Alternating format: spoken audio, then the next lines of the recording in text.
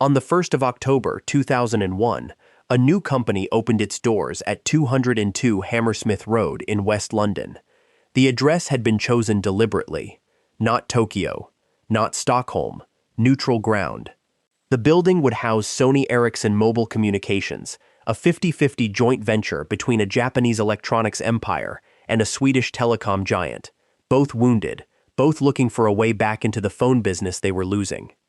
Within 6 years, that company shipped over 103 million phones in a single year, held 9% of the global handset market, and sat fourth in the world behind Nokia, Samsung, and Motorola. Its Walkman music phones and CyberShot camera phones were objects of genuine desire, the phones other phone companies wished they had made, earning its parents a profit of roughly 1.1 billion euros in a single year. By February of 2012, the name on the building was gone. Ericsson sold its half for 1.05 billion euros.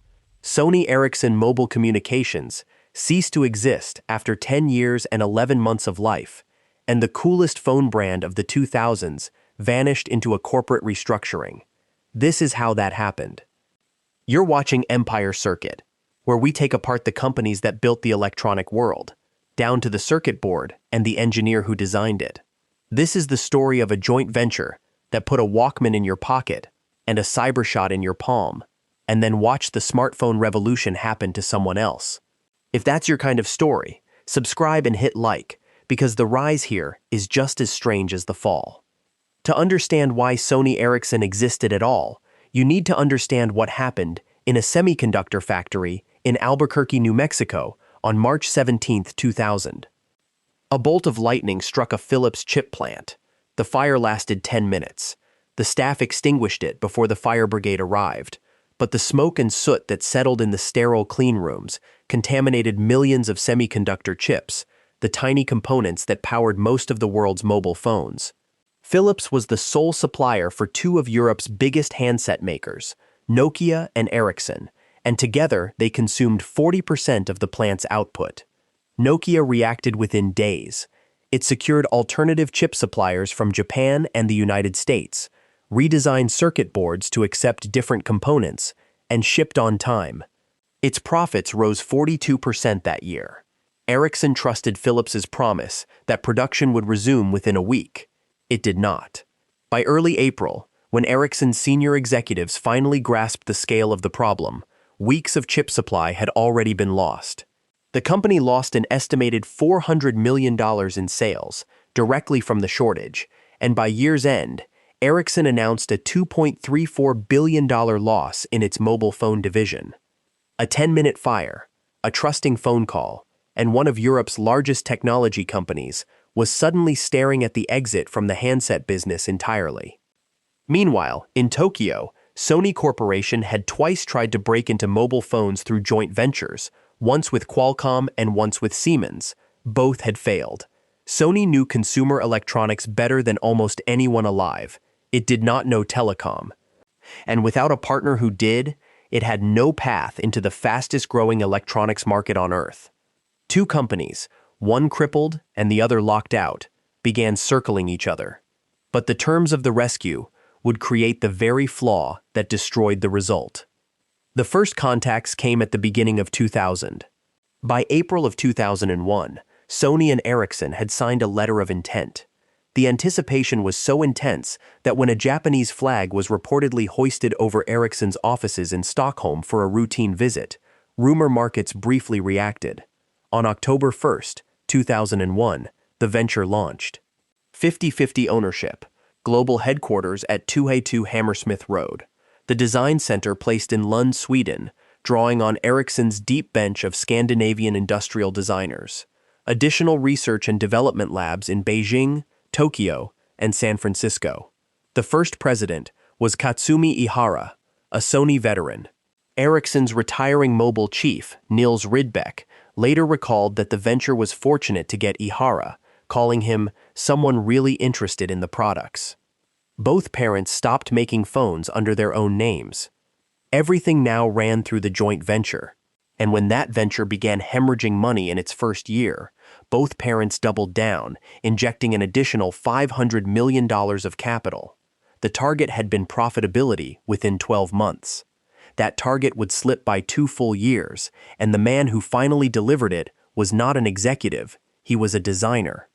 The early days were a collision of corporate cultures. Sony took manufacturing and supply chain management. Ericsson veterans ran human resources and other departments. Intellectual property negotiations were bruising, with both sides struggling to define how much technology each parent should transfer. Products floundered. In 2002, Sony Ericsson abandoned CDMA phones for the American market entirely, pulling out of the dominant wireless standard in the United States and narrowing its global reach at the worst possible time. Then Eric Algren saved the company. Algren had graduated from the Umeå Institute of Design and been recruited by Ericsson design consultant Richard Lindahl. Given principal responsibility for a new handset, Algren worked from a set of adjectives rather than a spec sheet, testing every decision against words like simplicity, purity, self-confidence, and balanced proportions. The phone he designed was the T610. It arrived in mid-2003. A slim candy bar handset weighing 95 grams, finished in silver and black, with a 65,000 color screen, a built-in camera, and Bluetooth. In a market crowded with overwrought handsets, the T610 was a breath of Scandinavian calm. The trade organization GSM Association named it the world's best mobile phone at the 3GSM Congress in Cannes in 2004. More importantly, the T610 delivered Sony Ericsson's first profitable quarter, 62 million euros of net income in the third quarter of 2003. A designer from a small Swedish university had built the business case for a multinational joint venture, but one elegant phone was not a strategy, and the company needed a way to scale the thing Eric Algren had proven. The strategy arrived under Miles Flint, Sony Ericsson's second president, who took over in 2004. Flint's team made a decision that, in retrospect, defined the company's identity and its ceiling simultaneously.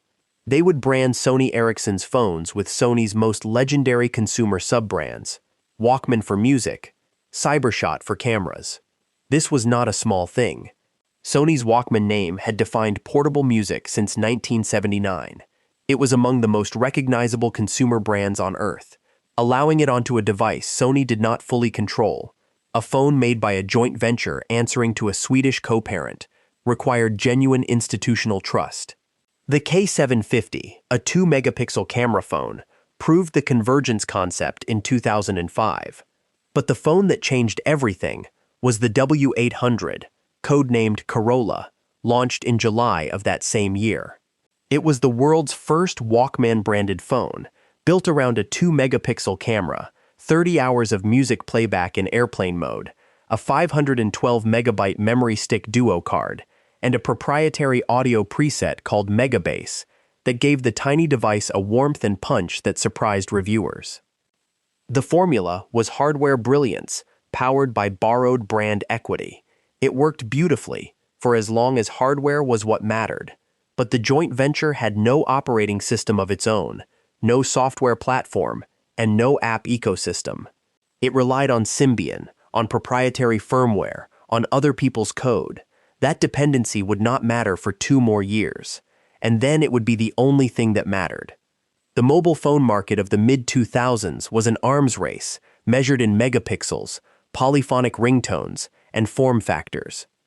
Nokia held nearly 40% of global market share and shipped 435 million phones in 2007 alone.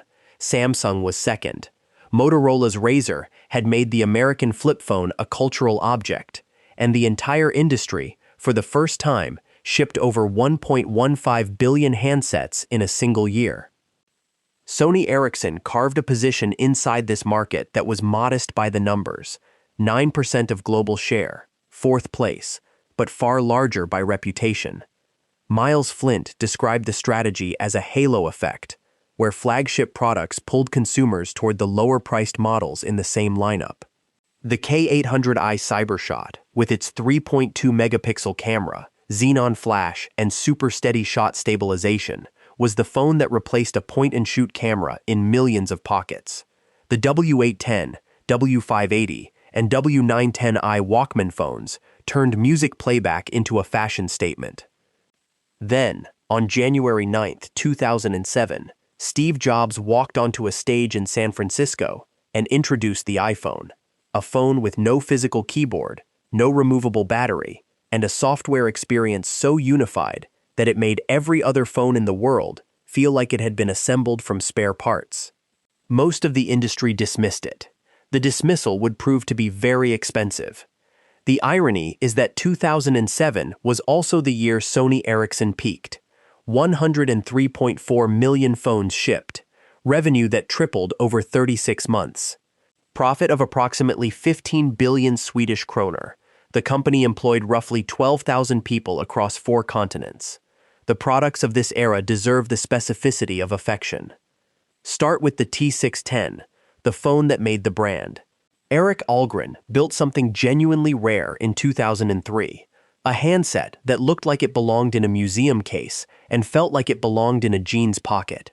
95 grams, a color screen that seemed impossibly vivid at the time, 14 hours of talk time, and a standby battery life of 13 days, a number that would make any smartphone owner today weep. The T610 proved that design, not specifications, sold phones. Then the W800, announced in March of 2005, released that July. 3 designers built it: Henrik Jensfeldt, Charlotta Franzen, and Rui Yamagami. Their names appear in the Mobile Phone Museum's records and almost nowhere else. The phone they created was a white candy bar with an orange Walkman stripe that became as recognizable as any logo in the mobile industry. It shipped with stereo earbuds, a half-gigabyte memory stick duo, and software that turned loading music from a CD into a 3-click process. Megabass gave bass notes a physical warmth that listeners remember 2 decades later. You could play music for 30 hours with the phone radio turned off. The W800, more than any single product, killed the argument that a phone camera was a gimmick and a phone music player was a toy. The K800i followed in 2006, the first phone to carry the Cybershot name. Sony's imaging division lent not just its brand but its engineering philosophy, from autofocus and xenon flash to super steady shot and scene modes borrowed from dedicated cameras. 3.2 megapixels. The K800i did not take photos like a phone. It took photos like a camera that happened to make calls. These were not phones designed by committees. They were the products of a company where Scandinavian minimalism met Japanese audio and imaging engineering, and the result was hardware that people remember with the fondness usually reserved for musical instruments. But here is the fact that mattered more than any of it. Every one of those phones ran on proprietary firmware, or Symbian, a mobile operating system that was aging, fragmented, and incapable of supporting the software ecosystem Apple was about to build. Sony Ericsson had designed the world's finest feature phones, and the word feature was about to become an epitaph. Sony Ericsson's response to the iPhone was the Xperia X1, and it arrived in autumn of 2008, carrying every wrong answer at once. The hardware was striking: a curved arc slider with a high-resolution 3-inch touchscreen and a slide-out QWT keyboard. But the phone was not designed or built by Sony Ericsson's own team. It was manufactured by HTC, a Taiwanese company that built devices for other brands. And it ran Windows Mobile 6.1, Microsoft's mobile operating system, which was slow, stylus-dependent, and so unintuitive that reviewers called the Xperia X1 one of the biggest flops of the year. A company that had defined itself through the seamless marriage of hardware and brand identity had outsourced both its manufacturing and its software soul. Ericsson's own former CEO, Carl-Henrik Svanberg, would later acknowledge the damage plainly, saying the growing pains helped to sideline us in the growing smartphone segment, where really, we should have reigned supreme. The timing was catastrophic. The global financial crisis crushed consumer spending. Sony Ericsson shipped 96.6 million phones in 2008, down from 103 million. The profit vanished. By 2009, Quarterly sales dropped 40% year-on-year. The company had 12,000 employees in June of 2008. By the end of 2009, 5,000 of them were gone. R&D offices closed across regions, and the North American headquarters in Research Triangle Park, North Carolina, shut its doors, sending 400 more people home. The restraint required here is the point. 5,000 people is not a line on a spreadsheet. It is the population of a small town told to find somewhere else to go. You can read the failure two ways. An honest history holds both readings at once. The joint venture structure made every strategic decision slower than it needed to be.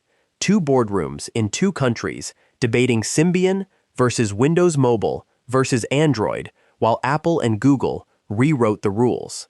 Or the company simply picked the wrong software at the wrong time. The mechanism is debatable. The outcome is not. The Xperia X10, Sony Ericsson's first Android phone, arrived in 2010, running Android 1.6, when its competitors shipped with version 2.1. The phone was praised for its design. It was criticized for being late. Sony Ericsson had developed a reputation for announcing high-specification devices and delivering them so far behind schedule that the specifications were dated on arrival. The numbers tell the rest. 7 consecutive quarters of losses. Market share fell to 5%. Shipments collapsed from 103 million in 2007 to 53 million in 2010 to 12.5 million in 2011. A loss of 247 million euros posted in a year when the global smartphone market was booming around them. On October 27, 2011, Sony announced it would acquire Ericsson's 50%.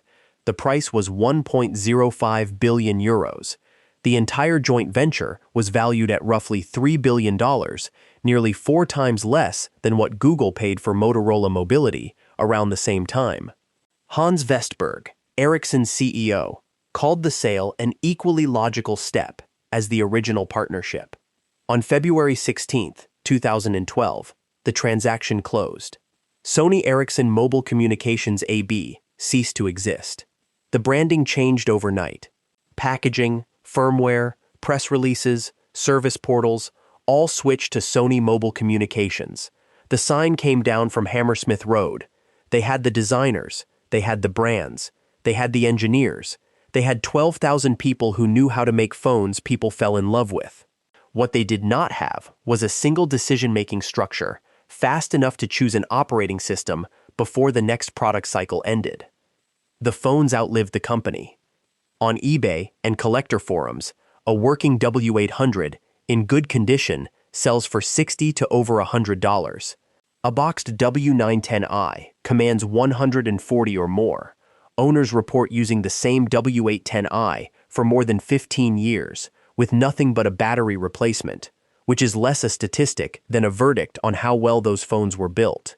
The Science Museum Group in London holds a W800 in its permanent collection, alongside the objects that document how humans communicated in the 20th and 21st centuries. Audiophiles still praise the Walkman line's sound. The W800 used a dedicated Wolfson WM8975 audio codec that measured flat from 20 Hz to 20 kHz, delivering cleaner headphone output than many budget smartphones sold today. On forums and collector threads, people describe the buttons as still clicking crisply after 16 years, the FM radio as richer than a Bluetooth speaker.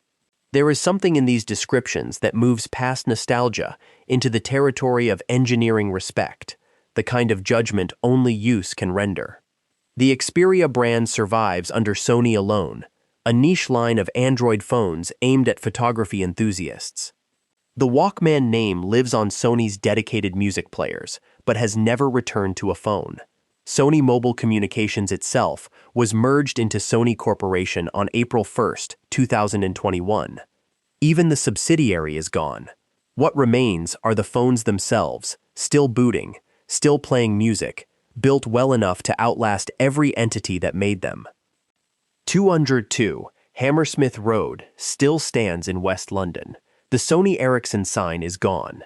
The building that was chosen as neutral ground between Tokyo and Stockholm, The address that belonged to neither parent now carries a different name entirely. The phones designed inside it sit in museum cases and collectors' drawers, and the bottom of desk drawers in apartments across the world, and some of them are still holding a charge. Sony Ericsson did not lose to the iPhone. It lost to its own architecture, a company that needed one voice and had two. They employed designers whose names should be far better known, and engineers whose work still sets the standard for what a small device should sound like. The joint venture was 10 years and 11 months of proof that when Sony's consumer instinct met Ericsson's telecom rigor, the product was extraordinary. The tragedy is that nobody could make the marriage move fast enough when the world changed underneath it.